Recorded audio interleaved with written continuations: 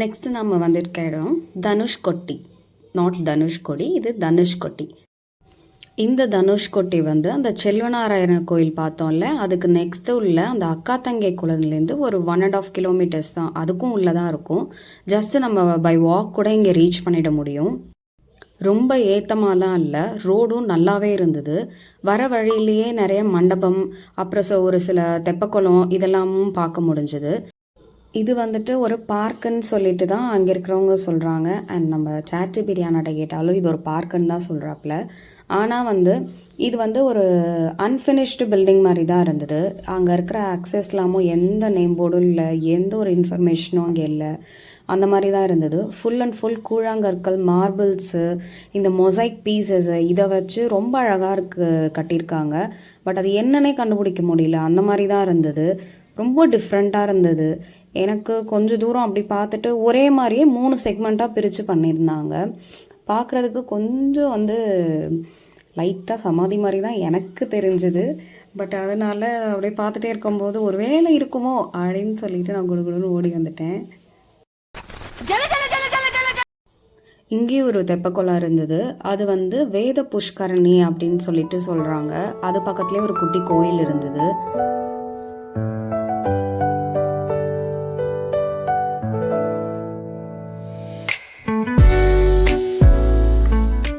வந்தாச்சு. இதுதான் அதோட என்ட்ரன்ஸு. முன்னாடி வந்து இங்கே பார்க்கிங் ஃபெசிலிட்டி, ரோட் ஃபெசிலிட்டி எல்லாமே ரொம்ப மோசமாக தான் இருந்திருக்கு. இப்போ வந்து நல்லாவே இருக்குது. அண்ட் ஹேண்டில்ஸு அந்த இது எல்லாமே பர்ஃபெக்டாக இருந்தது. இது டெட் எண்டு. இந்த இடத்துல நம்ம வந்து பார்க்கிங் ஏரியா இது பண்ணிக்கலாம். நமக்கு ஒரு பெனிஃபிட் என்ன அன்னைக்குன்னா, மழை பெஞ்சு வர விட்டுருந்ததுனால நல்லா க்ளவுட்ஸ் ஃபார்ம் ஆகி சூப்பராக இருந்தது. நார்மலாகவே ஒரு ஹில் வியூ நம்ம மேலே போய் அவன் டாப் பார்க்கும்போது அழகாக இருக்கும் சினரி. பட் இது வந்து அந்த மழைக்கும் இதுக்கும் அவ்வளோ சூப்பராக இருந்தது, சொல்லவே முடியல. கண்டிப்பாக நீங்கள் வந்து போய் பார்க்கணும் இந்த ஏரியாவை.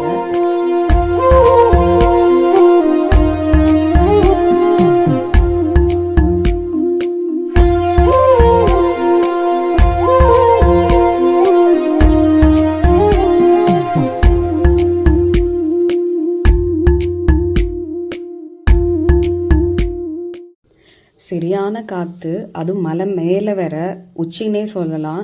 கரெக்டாக நாங்கள் டாப்பில் இருந்தோம் அந்த டைமில். நான்லாம் சொல்லவே வேணாம், விட்டால் பறந்துருப்பேன். அப்பப்போ ஆதியை வந்து வெயிட்டுக்கு கையில் தூக்கி வச்சுக்கிட்டேன். அந்த மாதிரி தான் சுற்றிட்டு இருந்தேன். அழகாக இருந்தது வியூ. ஃபுல்லாக கண்டினியூஸ் அந்த காட்ஸ் மவுண்டன் தான் நினைக்கிறேன் ஆப்போசிட்டில் தெரியறது. நல்லாவே இருந்தது.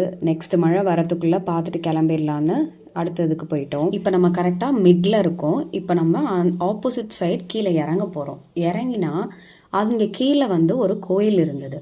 அந்த கோயிலும் அதுக்கு பக்கத்தில் ஒரு இன்ட்ரெஸ்டிங்கான ஸ்பாட் இருந்துச்சு. அது ரெண்டும் என்னன்னு சொல்கிறேன். மறுபடியும் கொஞ்சம் ஹிஸ்ட்ரி பக்கம் போவோமா? வரலாறு தானே. ராமர், சீத்தை, லக்ஷ்மண் அவங்களோட வனவாச டைம்ல இந்த ஏரியாவுக்கு வந்திருக்காங்க. அப்போ சீதாதேவி தனக்கு தாக எடுக்குதுன்னு சொன்னபோது இங்கிருந்த பாறையில வில் எழுதியிருக்காரு ராமர்.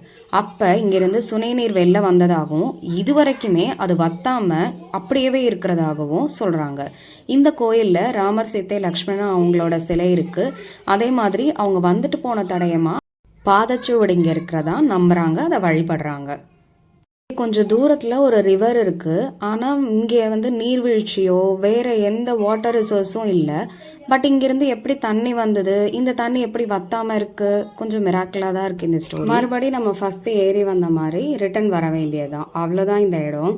ரிட்டன் வரும்போது நடுவில் ஒரு செக்ரிகேட் ஆகி ஒரு பிளேஸ் போச்சு. இந்த பாறையை பார்க்குறதுக்காக தான் ஆக்சுவலி நான் உள்ளே வந்தேன். வந்ததுக்கு ஒரு சம்பவம் பண்ணியாச்சு. அதுதான் அந்த கொடை சம்பவம். பார்த்துருப்பீங்கன்னு நினைக்கிறேன். பார்க்காதவங்க இந்த வீடியோ செக் பண்ணி பாருங்கள்.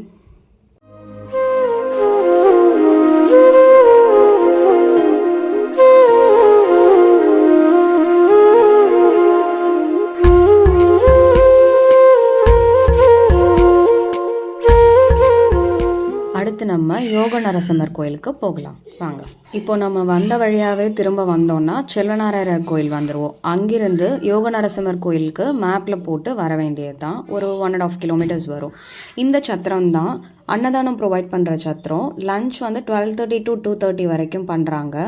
நம்மளோட ஸ்பெஷல் டே ஏதாவது ஒரு அக்கேஷனலாக நம்மளும் இங்கே வந்து பணம் கொடுத்து அன்னதானம் ப்ரொவைட் பண்ணலாம். நம்ம நேமில் பூஜையும் பண்ணிவிடுவாங்க. நரசிம்மர் கோயிலுக்கு மேலே படிக்கட்டு ஏறி தான் நம்ம போகணும். அது அரௌண்ட் ஒரு 300 படிக்கட்டு இருக்குது. இது வந்து கீழே ஒரு என்ட்ரன்ஸ் இருக்குது. நீங்கள் கீழேருந்தே நடந்து மேலே ஏறுறதுனாலும் ஏறலாம். கொஞ்சம் தூரம் அப்படியே மேலே வந்தோம் அப்படின்னா இங்கே ஒரு கார் பார்க்கிங்கும் இருக்கும். இங்கே போட்டுட்டு நம்ம இங்கிருந்தும் வந்து பாதி வழியிலேருந்து ஏறுறதும் ஏறலாம். படிக்கட்டு எல்லாமே கொஞ்சம் கஷ்டமாக தான் இருந்தது. ஃபஸ்ட்டு என்னமோ கொஞ்சம் சின்ன சின்னதாக இருந்த மாதிரி இருந்தது. பட் போக போக வந்து சத்தியமாக நல்லா ஏறவே முடியல. கொஞ்சம் தூரம் போயிட்டு ரெஸ்ட் எடுத்து தான் மேலே ஏறணும். குரங்கு தொல்லை பயங்கரமாக இருக்குது. கையில் எதுவுமே நம்ம எடுத்துகிட்டு போக முடியாது. ஈவன் வச்சிருக்க பூவை கூட பிடுங்கிடுது. ரொம்ப சிம்பிளான கோயில் தாங்க. இந்த என்ட்ரன்ஸில் உள்ளே போனோம் அப்படின்னா ஒரு ரவுண்டு உள்ளே வந்ததும் நரசிம்மர் இருக்கார், அப்புறம் அம்மையார் இருக்காங்க. அவ்வளோதான், வெளியில் வர வேண்டியதான். உள்ளே வீடியோ எடுக்க அலோவ் பண்ணல. ஸோ இது வெளியில். இங்கேருந்து நம்ம ஹோல் வியூவும் பார்க்க முடியுது, மேல்கோட்டை டவுனோடது. இங்கேயும் சரியான காற்று, நிற்கவே முடியல. மழை டைம்னாலையா இல்லை எப்போதும் இப்படி தான் இருக்குமா என்னன்னு தெரியல. அந்த குளம் தான் வந்து கல்யாணி புஷ்கரணி குளம், மெயின் செல்வநாராயண கோயிலோட தெப்ப குளம் அது. நமக்கு இங்கேருந்து பார்க்கும்போது நம்ம ஆல்ரெடி போயிட்டு வந்த பிளேசஸும் நெக்ஸ்ட்டு நம்ம போக போகிற ராயகோபுரா எல்லாமே கம்ப்ளீட்டாக ஒரு பேர்ட் வியூவில் தெரியும். சூப்பராக இருந்தது ஹோல் டவுன் இங்கேருந்து பார்க்கும்போது. நான் ரொம்ப ஈகராக எக்ஸ்பெக்ட் பண்ணி வந்த பிளேஸ் தான் இது, ராயகோபுரா. இங்கே தான் நம்ம தலைவரோட நிறைய படம் வந்து இங்கே சென்டிமெண்ட்லாம் இங்கே ஒரு ஷூட்டிங் கண்டிப்பாக எடுப்பாங்களாம். என்ன தளபதி, படையப்பா நிறைய சொன்னாங்க. இங்கே தான் ரஜினி சார் வந்தார்.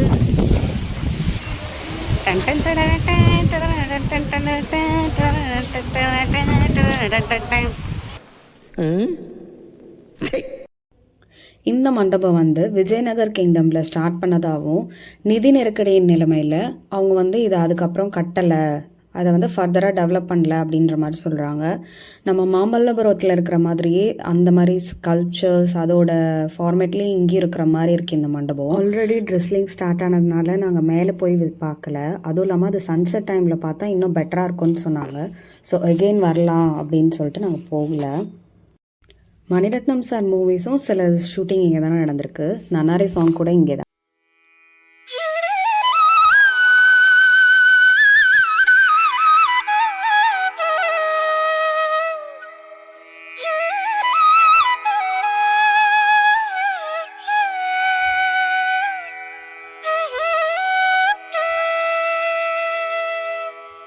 ட்ரிப் முடிச்சுட்டு நாங்கள் ரிட்டர்ன் கிளம்பிட்டோம். தேங்க்யூ ஃபார் வாட்சிங் திஸ் வீடியோ. பிடிச்சிருந்தா லைக் பண்ணுங்கள், ஷேர் பண்ணுங்கள், சப்ஸ்கிரைப் பண்ணுங்கள்.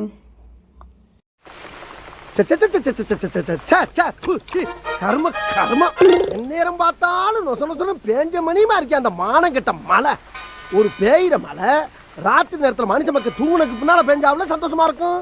என்னைக்காவது ஒரு நாளைக்கு தான் வேலைக்கு போறோம், அன்னைக்குன்னு தான் தொறு கழுத மோத்திரம் பெஞ்ச மாதிரி. ஒரு நாய் நடக்க முடியுதா? என்ன புலம்பிட்டு இருக்க? புலம்பாம வேற என்ன பண்ண சொல்ற? எங்க பார்த்தாலும் மழை, எங்க பார்த்தாலும் தண்ணி, ஒரு கால் வைக்க முடியல, செருப்புக்குள்ளெல்லாம் தண்ணி, துவைச்சு போட்ட துணி காய மாட்டேங்குது.